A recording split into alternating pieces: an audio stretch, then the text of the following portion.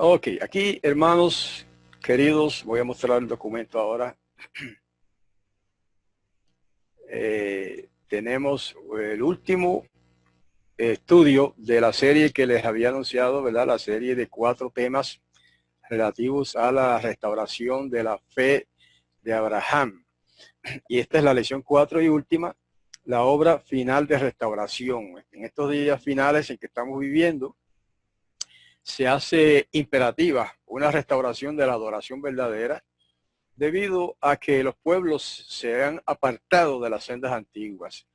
Hoy vamos a ver en qué consiste esta restauración final y cómo se ha ido realizando a través de los siglos, con especialidad en estos últimos días y tiempos en los que nos ha tocado vivir. Pasamos enseguida a la pregunta número 1 del estudio, que como les dije va a ser el último. De en adelante voy a presentar una serie de estudios distintos con un estilo diferente. ¿Qué obra de restauración se predijo para los días finales? Ahí tenemos al profeta Yeshayahu 58, 11 y 12 y 55, 12. Dice: Yahweh te guiará siempre, saciará tu sed en los sequedales y fortalecerá tus huesos. Serás como un jardín bien regado, como un manantial cuyas aguas nunca faltan. Los tuyos, hablándole a Israel, los tuyos reconstruirán las ruinas antiguas, restaurarás los cimientos echados en generaciones pasadas, y te llamarán reparador de muros caídos, restaurador de sendas para habitar. Y el verso 12, ciertamente ustedes saldrán con alegría y serán conducidos a su hogar con seguridad. Los montes y las colinas prorrumpirán en cánticos delante de ustedes, y todos los árboles del campo aplaudirán. Ahí tenemos una visión así general de la gran profecía de Yeshayahu, Isaías, para Israel. Hoy día muchos predicadores cristianos se arrogan las bendiciones que se le dieron al pueblo de Israel. Ellos dicen que son ahora para ellos, porque el pueblo de Israel fue, fue desechado, dicen ellos. Sin embargo, eso no está en la Escritura. Esa es una teología moderna, nueva, diferente a lo que muestra la Biblia, ¿verdad?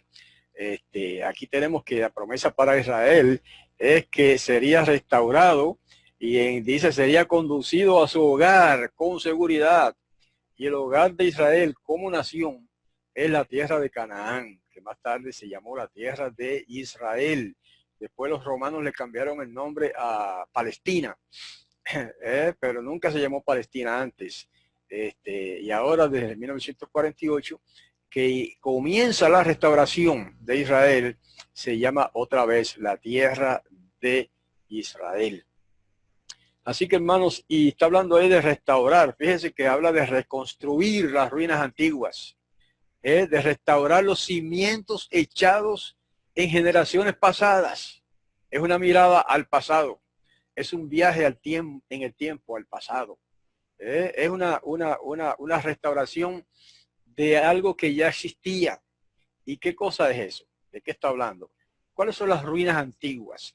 ¿Cuáles son las cosas que el mundo ha echado a través de los siglos al suelo y han quedado en ruinas? Precisamente los fundamentos de la fe de Yahweh en la Torá, la fe de Israel, específicamente los valores antiguos que han sido echados por tierra en esta era moderna, especialmente los valores de la honestidad, de la decencia, de la verdad y de tantas cosas que nos enseña la santa palabra de Yahweh.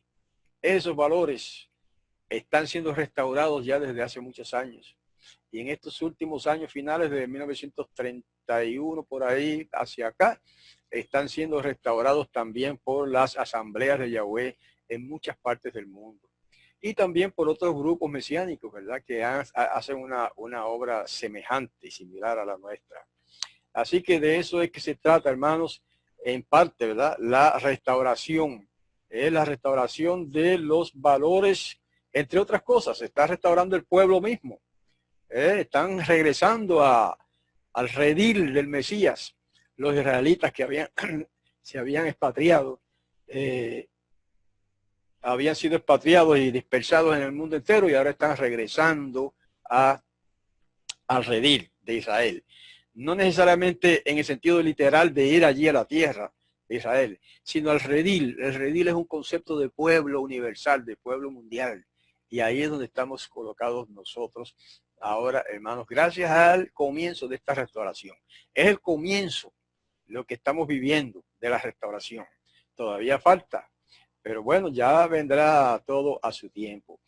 Vamos al punto número 2, o pregunta más bien número 2, que tengo acá en mi bosquejo, que dice, ¿qué ejemplos tenemos de traducciones erróneas restauradas? Porque la restauración tiene que ver también con las traducciones de la Biblia. Por ejemplo, en Mateo 2:1 habla de unos magos, según las traducciones tradicionales, unos magos que vinieron a visitar al Mesías nacido, ¿verdad? Después de 1 o 2 años después de haber nacido, aparecen esos, según las versiones tradicionales, magos del Oriente. Es que el griego dice magoi, que es el plural de magos. Entonces, pues, pero que en griego esa palabra no significa lo que significa ahora en español esa palabra. Hoy día magos son los que hacen magia, ¿verdad? No, en aquel tiempo se le llamaba magoi en griego, a los sabios, que en hebreo se dice jajamín, a los sabios que se dedicaban a estudiar las escrituras sagradas. ¿Ve? Por eso tenemos acá en la traducción restaurada, Lavín y otras también, después que nació Yahoshua en Betlehem de Yahudá, en tiempo del rey Joredos o Herodes, sucedió que unos sabios vinieron del oriente a Jerusalén. Esa es la traducción correcta. Lo mismo pasa con Mateo 5:3, que dice, bienaventurados, Reina Valera dice, bienaventurados los pobres de espíritu o los pobres en espíritu, que de ellos es el reino de los cielos. Pero ¿qué cosas son pobres de espíritu? Usted sabe que en español, por lo menos, decir que una persona es pobre de espíritu, quiere decir que es una persona sin iniciativa, sin empuje, sin, qué sé yo, sin ánimo. Eso es lo que significa en español al ser pobre de espíritu, pero en hebreo no es así. En hebreo significa lo que vierte aquí la versión israelita nazarena. Felices los que reconocen su carencia espiritual, porque de ellos es el reino del cielo. Entonces no es que sean pobres de espíritu. Los que reconocen su necesidad, su carencia espiritual, son los que buscan. Si usted no reconoce su carencia, si usted no reconoce que carece de algo, entonces no va a buscar ese algo. Entonces los dichosos o felices son los que reconocen su carencia espiritual y por lo tanto buscan llenar esa necesidad espiritual. Eso es importante, por eso es que esos son los que son felices o dichosos, como dice también la Reina Valera restaurada. Y el texto clásico de traducciones erróneas está en Lucas 23, 42 y 43, que dice, según la versión de Reina Valera, el Mesías le contesta a aquel hombre que estaba ejecutado allí al lado de él, en otro madero, y le dice, maestro, acuérdate de mí cuando vengas en tu reino. Y según la Reina Valera, él le dijo, de cierto te digo que hoy estarás conmigo en el paraíso. Y de ahí sacan ellos la enseñanza de que el Mesías fue al paraíso ese día y el ladrón ese, como se le llama generalmente, arrepentido, fue al paraíso con el Mesías. Hermanos, nada que ver. Eso no es lo que dice el griego. Y la versión israelita nazarena lo traduce correctamente cuando dice, y le dijo Yahoshua, y le dijo el hombre, Yahoshua, acuérdate de mí cuando vengas en tu reino. Entonces Yahoshua le dijo, en verdad te digo hoy, conmigo estarás en el paraíso. ¿Ok? Mire, como dice la nota ahí, esas traducciones erróneas se corrigen comparándolas con los originales hebreo y griego. Por eso es importante adquirir algún conocimiento de esos idiomas, especialmente el hebreo. La versión del doctor Lamsa en inglés corrige ese error. Lo corrigió primero que Lavín. En Lucas 23, 42 dice así, igual que Lavín, más o menos. ¿Okay? Vamos a ver en qué se basa el error. Sin abundar mucho, ¿verdad?, en los tecnicismos, la sintaxis misma del griego, que es donde traducen todas las versiones, contradice la manera en que se traduce. Porque primero ellos le añaden la palabra, la palabrita que. Dice, de cierto te digo que. Ese que es añadido, hermanos. Lo añadieron, eso no está en el griego. Entonces después cambian el orden de las palabras. De cierto te digo que hoy estarás. En el griego no dice así. Es al revés. Ya lo tenemos ahí, Lavín, tal como dice el griego en cuanto a sintaxis también. En griego dice, traduciéndolo al español, obviamente, en verdad te digo hoy, conmigo estarás. No dice estarás conmigo. ¿Y cuál es la importancia de ese orden sintáctico? Que le da sentido a la frase, a la oración. En verdad te digo hoy. ¿Y por qué sabemos que ese es el sentido correcto? Por la petición que hizo el muchacho, el ladrón que estaba allí al lado de él. ¿Qué le pidió él? Acuérdate de mí, ¿cuándo? Cuando vengas en tu reino. ¿Se dan cuenta? Eso es lo que le da sentido a la traducción, a esta traducción. Acuérdate de mí cuando vengas. Y el Mesías lo que le está diciendo, parafraseando yo ahora, es, no tengo que esperar cuando venga para acordarme de ti, porque eso fue lo que él le pidió, que se acordara de él. Es como si él estuviera diciendo, no tengo que esperar que yo vuelva para acordarme de ti. Hoy mismo te prometo que vas a estar conmigo en el paraíso. ¿Ven? Ese es el sentido correcto y que no es contradictorio con la escritura. Porque el Mesías no fue al paraíso ese día. Ni siquiera 3 días después, 3 días estuvo en la tumba muerto. Lo dice la escritura. Bueno, eso es así analizado someramente, ¿verdad? Por encimita. La versión del doctor Lamsa, como les dije, pues también lo traduce correctamente. Vamos a pasar ahora al punto 3. ¿En qué idioma le habló el Mashiach a Pablo cuando le habló directamente a Pablo y por qué? Vamos a citar de Hechos 26, 13 al 15. En el camino, a mediodía, oh rey, Pablo está dando un testimonio ante el rey. Vi que desde el cielo una luz más resplandeciente que el sol alumbró alrededor de mí y de los que viajaban conmigo. Después de caer todos nosotros a tierra, oí una voz que me decía en lengua hebrea, eso es lo importante, Shaul, Shaul, ¿por qué me persigues? Dura cosa te es dar patadas contra el aguijón.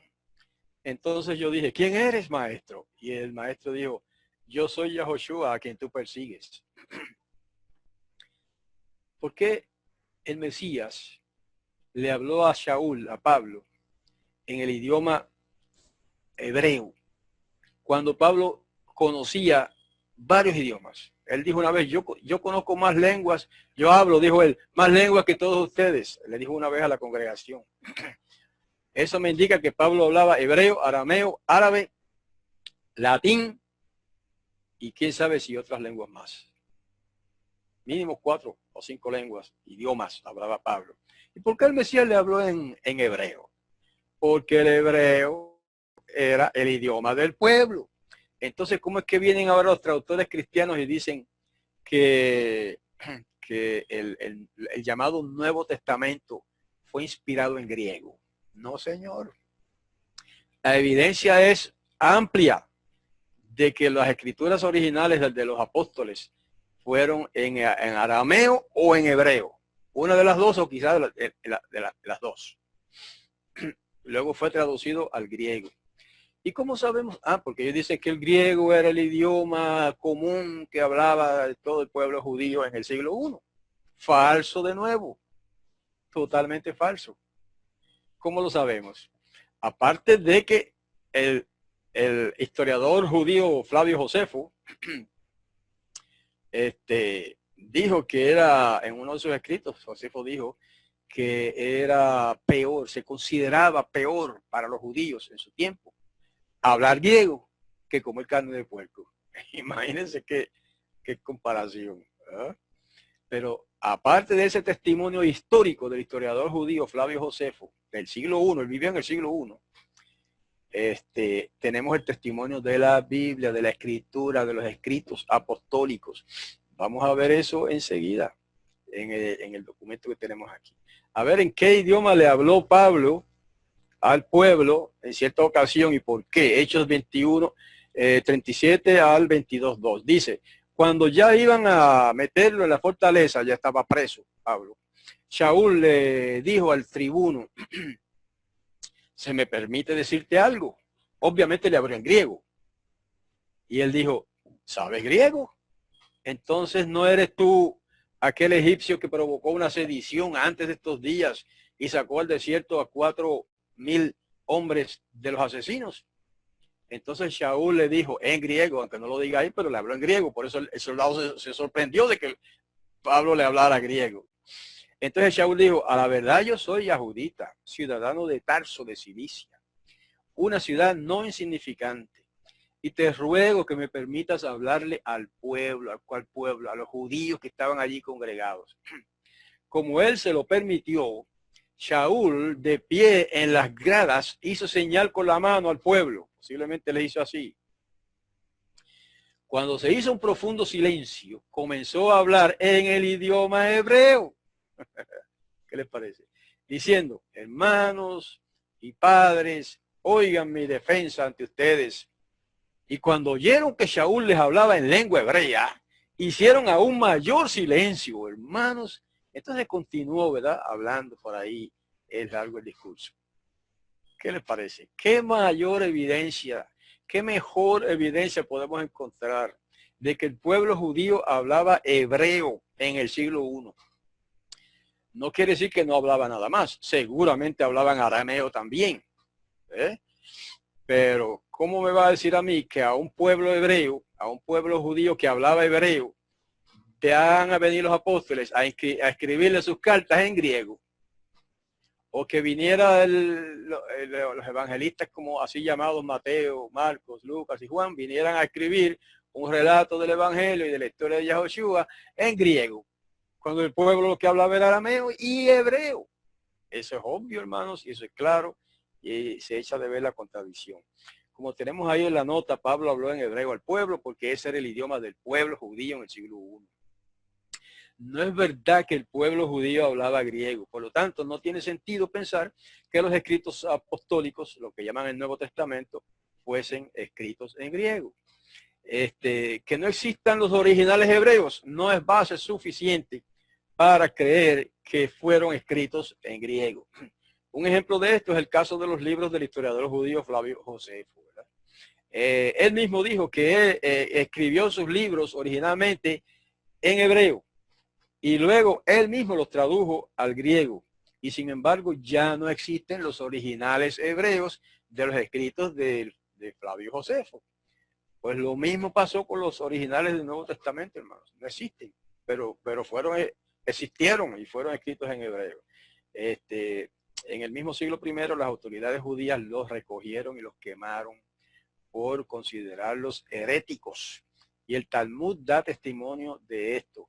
Y he presentado evidencia en otros estudios de eso, de cómo el Talmud testifica de que los ancianos judíos, ¿verdad? Los rabinos del siglo I, de aquel tiempo de Yahoshua y de Pablo, empezaron en una reunión, dijeron, ¿qué vamos a hacer con los escritos de los nazarenos?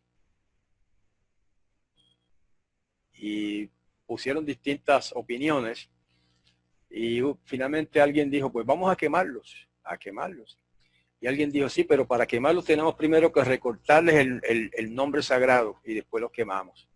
Interesante ese testimonio del Talmud, porque muestra que esos escritos originales de los apóstoles contenían el nombre de Yahweh. Y entonces salta otro de los ancianos, de los rabinos, y dice, no, vamos a quemarlos con todo y nombre. Y así lo hicieron. Y quemaron, siempre quizás sobrevivió uno que otro, pero los quemaron en donde quiera que se metían, buscaban los escritos de los nazarenos, que todos eran judíos hablantes, hebreos hablantes, y les confiscaban los escritos, que no eran tantísimos, ¿verdad? No eran tantísimos, y los quemaron. Por eso es que no existen los originales hebreos. Pero eso no fue en el tiempo de Yahoshua, eso fue años después, en el tiempo de Shaul. Y ya para eso habían sido traducidos al griego, eso sí, ya habían sido traducidos al griego, y pues por eso entonces sobreviven todos esos escritos en griego, pero también sobrevivieron algunos en hebreo, porque Jerónimo fue uno de los escritores cristianos del siglo II y III, que dijo, y otros escritores que no recuerdo ahora los nombres, que dieron testimonio de que el libro, hablando del libro de Mateo, dijeron que ese libro fue escrito originalmente en hebreo y que después cada cual lo tradujo como pudo al griego. Eso es un testimonio histórico que existe ya, ahí está en los libros de la historia de la iglesia. Así que ese argumento de los defensores del griego, pues no tienen fundamento sólido. Ok, vamos a ver el siguiente, o sea, a ver otra vez el documento y a ver si lo puedo mostrar ahora. Pregunta 5. Más bien, punto 5. Analice varios aspectos de la restauración de la adoración verdadera para este tiempo del fin. O sea, vamos a hacer un resumen ahora muy breve de qué cosas, qué fundamentos importantes, principales han sido restaurados en estos tiempos del fin. Primero, la unicidad de Yahweh. Está en Juan 17:3 y también en 1 Corintios 8, 5 y 6. Siempre ha estado ahí, pero la iglesia no lo veía. Los pastores no lo enseñaban. Y ahora surgen estos movimientos modernos de restauración y recalcan esos pasajes restaurando sus verdades. Juan 17:3, una oración del Mesías a su padre y le dice, entre otras cosas, Padre, y de esto depende la vida eterna, que te conozcan a ti, no dijo a mí, no dijo a nosotros, a ti, el único Elohim verdadero, y a Yahoshua como el Mashiach que tú has enviado. Qué lindo, hermanos. Nada más con el testigo, eso es suficiente. Perdió la oportunidad ahí de decir que conozcan a la Trinidad, Padre, Hijo y Espíritu Santo. No, no dijo eso. Él dijo, la vida eterna depende de que te conozcan a ti, Padre, único Elohim verdadero. Y además a Yahoshua como el Mashiach, no como el Dios, no como el Elohim, como el Mashiach, como el ungido, eso quiere decir como el rey ungido. Y así que nosotros reconocemos a Yahoshua, que todo el mundo conoce como Jesús, ¿verdad? Como el rey de Israel. Ahí está. Y también hemos restaurado la unicidad de Yahoshua como mediador. 1 Timoteo 2:5. Pablo otra vez establece lo que fue lo que yo diría que fue como como diríamos, la base fundamental de la enseñanza de los apóstoles, lo que algunos llamarían el credo de los apóstoles. Dice, porque aunque haya algunos llamados Elohim, sea en el cielo o en la tierra, como hay muchos Elohim y muchos soberanos, sin embargo, para nosotros, ¿quién es ese nosotros? Los apóstoles, los creyentes, los nazarenos, los mesiánicos, para nosotros no hay más que un solo Elohim, el Padre. Hermanos, qué preciosa verdad. También Pablo perdió la oportunidad ahí, ¿verdad? Hablando yo simbólicamente, de decir que no hay más que un solo Elohim, la Trinidad, o no hay más que un solo Elohim, Padre, Dios Hijo y Dios Espíritu Santo. Nada de eso. Esos conceptos no existían en el siglo I. Esos conceptos se inventaron después del siglo II. Y sigue diciendo, no hay más que, para nosotros no hay más que un solo Elohim, el Padre, de quien proceden todas las cosas y para quien vivimos, y un solo soberano. Son dos, no son tres ni cuatro. Dos personas. No quiere decir dos dioses. El único Dios es el Padre, ya lo dijo ahí. Y luego dice, y un solo soberano. Eso en hebreo es Adón. En griego es Kurios. Quiere decir un solo amo, un solo dueño, que es nuestro dueño porque nos compró con su sangre. un solo soberano, Adón, Yahoshua, el Mashiach, mediante el cual existen todas las cosas y por medio de quien vivimos también nosotros.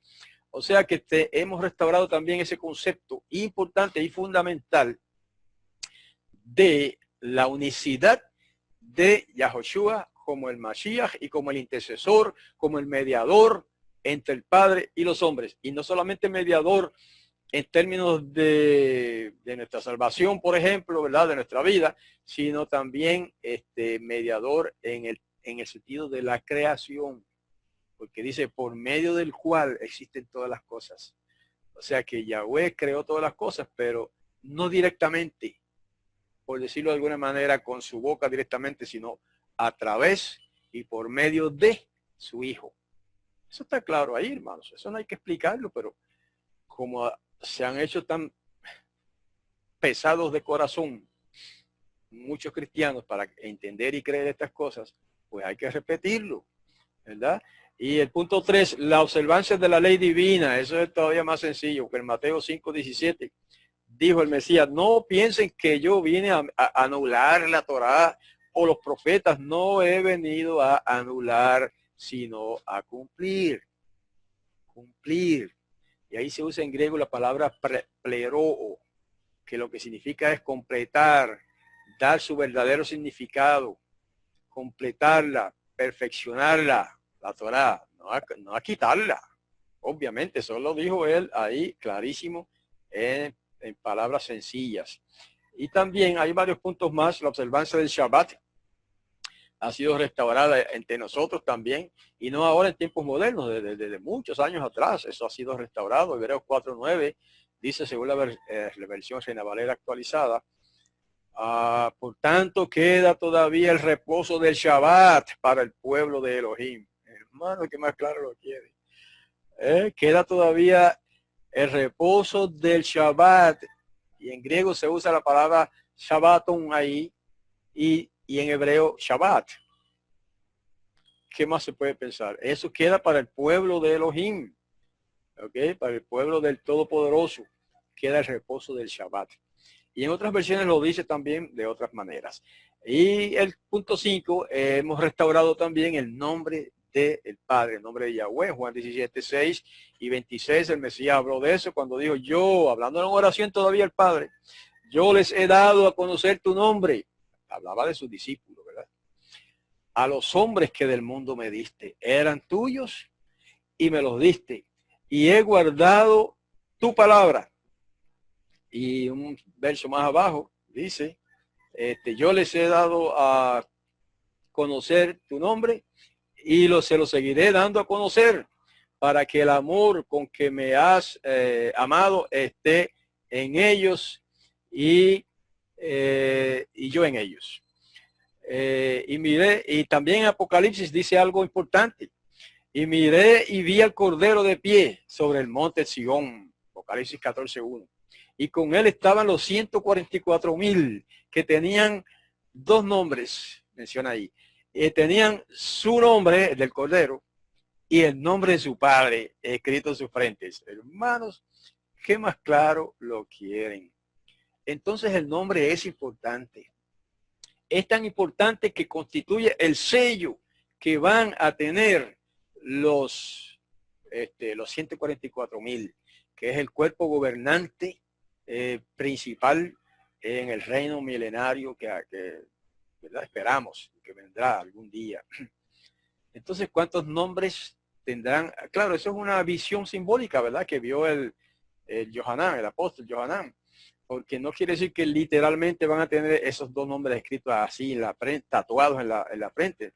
No, eso lo que significa es que van a tener esos nombres en la mente de esas personas. Pero claro, Juan lo vio así, en la visión simbólica, y vio en esa frente dos nombres.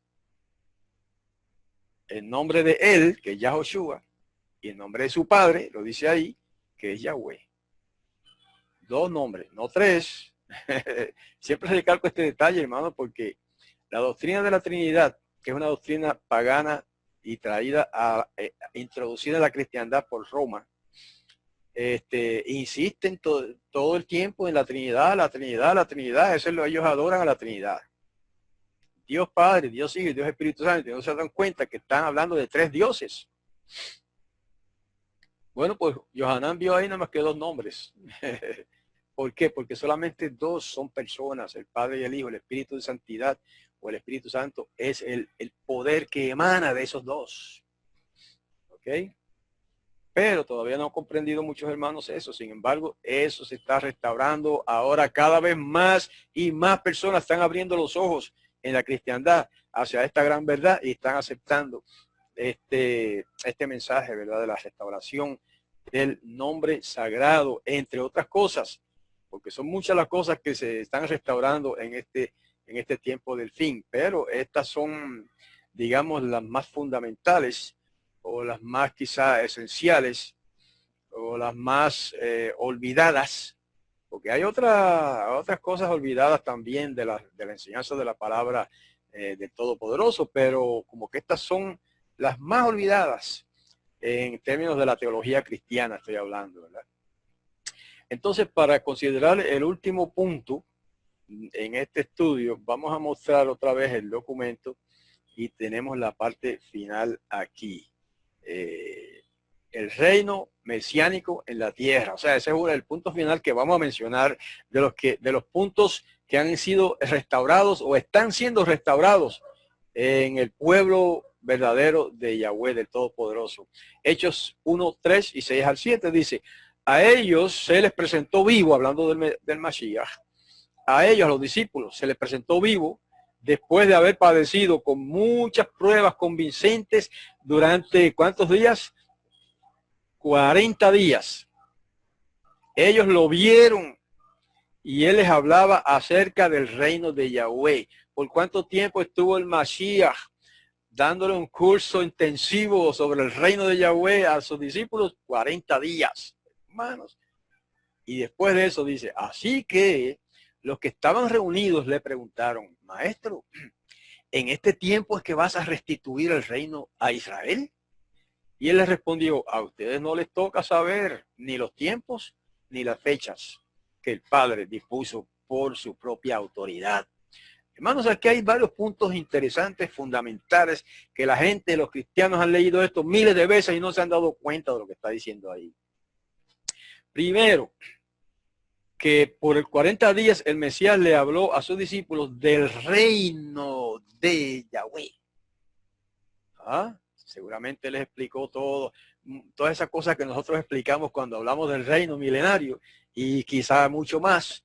Les explicó a sus discípulos sobre el reino. ¿Quiere decir que ese es un tema secundario, un tema insignificante? No, ese es un tema fundamental en la enseñanza de las Sagradas Escrituras. Ahora, el punto clave aquí es este.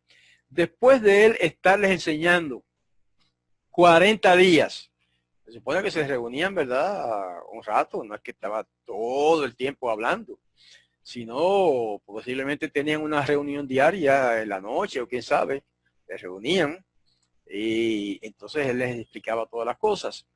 Y después de que él explicó todo relativo al reino, miren con lo que ellos salen. Es ahora, o sea, en este tiempo, ahora es que vas a restituir el reino a Israel. Hermanos, en esa pregunta hay un caudal de conocimiento. Primero, fíjense que ellos esperaban que el reino iba a ser restaurado ¿dónde? En Israel, ahí lo dice. Y ellos esperaban que esa restauración se iba a realizar ahora, ahí, en ese tiempo en que ellos vivían. Y también esperaban que lo que iba a hacer el Masías era una restitución del reino. O sea, que no es un reino nuevo, es una restitución del reino antiguo. ¿Cuál reino? El reino de David. El reino de David, que fue lo que el ángel le prometió a la Virgen Miriam, ¿verdad? Con relación a su hijo. Que dice que el Yahweh le daría el trono de David y que él reinaría para siempre. Entonces, todo eso lo sabían los apóstoles. Y ellos sabían que el Mesías habría de venir a restituir, restaurar el reino de David. donde se equivocaron fue la fecha.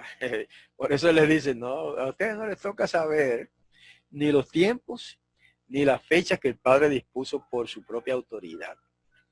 Así que su esperanza estaba equivocada en ese detalle solamente, en que ellos pensaban que esa restauración del reino iba a ser ahora. O sea, cuando ellos estaban, me refiero, cuando digo ahora, me refiero al tiempo de ellos, que en ese tiempo, en el siglo I, era que se iba a restaurar el reino. Esa esperanza estaba equivocada. Como ahora muchos se equivocan también, en estos tiempos finales en que todo el mundo predica sobre el reino, bueno, todo el mundo no, pero los cristianos, muchos predicadores, pastores y de todo, hablan de la venida del Mesías y empiezan a poner fechas. Y ahora mismo supe por internet que hay incluso unos adventistas de esos que se separaron de la iglesia y que están prediciendo ahora también la venida del Mesías para uno de estos años, no recuerdo si en 1 o 2 años más. Y ellos empiezan a elaborar diagramas y fechas y comparar pasajes con pasajes y concluyen que el Mesías va a venir en tal fecha. ¿Lo dicen? No quiero ni decirlo, aunque en realidad no puedo porque no recuerdo la fecha. Ustedes quizá lo averiguan ahí en internet, que dicen que ya dentro de un par de años más viene el Mesías. Claro, no podemos culparlos, ¿verdad? Ellos están equivocados porque están cegados por la doctrina, por Roma, por la copa del vino del furor de la fornicación de Babilonia, que es Roma, y están ciegos, no han visto la verdad. Y por eso no estamos aquí para condenarlos ni nada de eso, al contrario, para invitarlos a venir a estudiar la Escritura y a abrir los ojos. Cuando digo venir no me refiero a estudiar aquí con nosotros, sino a estudiar en su casa. Pero también puede escucharnos y a otros que están hablando lo mismo con nosotros. Y abrir los ojos, hermanos, y darse cuenta de que eso de estar poniendo fechas para la venida del Mesías es falsedad, es un espíritu de error, un espíritu de falsedad. Eso es contrario a lo que nos dijo el Mesías, que no nos corresponde a nosotros saber los tiempos ni las fechas. Sí, lo dijo ahí clarísimo en el pasaje que acabamos de leer. Entonces, ¿cómo es que atrevidos se atreven a poner fechas? Todos los que han puesto fechas hasta el día de hoy han fracasado. ¿Ustedes lo saben? Válgame, desde un montón de años atrás hay predicadores por ahí poniendo fechas. Sí, para el 1900, bueno, no quiero ni repetir, ustedes saben y si no lo pueden averiguar, cómo los testigos pusieron fechas, los adventistas pusieron fechas en 1844 y otros han puesto fechas, otros evangélicos pusieron fechas para el 2000. Decían que en el 2000 no pasaba, que viene el Mesías. Todos han fracasado en términos de poner fechas, ¿no? Entonces, eso indica que no tienen la verdad, no la han entendido todavía. No podemos poner fechas porque nos está prohibido, porque el Padre, solamente el Padre, fíjense que ni siquiera el Hijo lo sabe. En otro pasaje que no leímos hoy lo dice, que de ese día, dice él, nadie sabe el día, ni el Hijo, dice, ni los ángeles saben, ni el Hijo mismo sabe cuándo es que él va a ser enviado otra vez a este mundo. Eso solamente lo sabe el Padre, está en su mente y nadie más lo sabe. Eso es otra muestra de la soberanía única y exclusiva del Padre, hermanos, de Yahweh el Padre. Nadie más es como él. Aunque su Hijo es un reflejo de su gloria, un reflejo. Es como cuando usted se mira al espejo, ¿verdad? ¿Dónde está usted? ¿Aquí frente al espejo o está allá dentro del espejo? No, obvio, eso cualquier niño lo sabe, ¿no?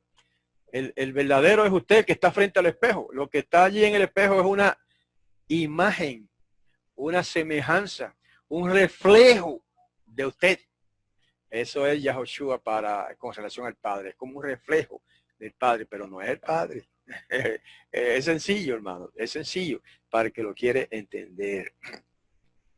Ok, bueno, pues con esto, queridos hermanos, termino, bueno, no estamos grabando, anyway, iba a decir termino la grabación, pero no estamos grabando. Déjame chequear algo aquí. Ok. Entonces, como se ha hecho temprano, quise decir terminado temprano, he terminado temprano. Generalmente terminamos a las 12 o cerca de las 12 y son apenas las 11:30.